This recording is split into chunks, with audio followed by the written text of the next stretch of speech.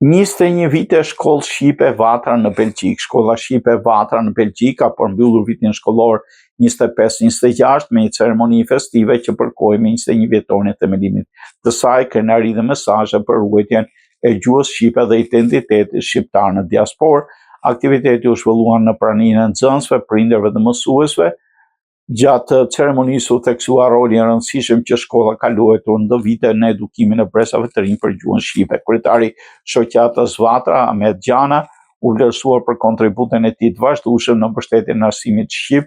Organizatorët theksuan se fal përkushtimit mësuesve dhe mbështetjes së prindërve, shkolla është kthyer në një pikë referimi të komunitetit shqiptar në vend. Në aktivitet folën dhe morën pjesë dhe konsulli i Republikës Kosovës në Belgjik, Miftar Kryeziu, si dhe figurat e njohura të historisë të shkollës, përfshirë bashkëthemeluesin Ibrahim Dizdari.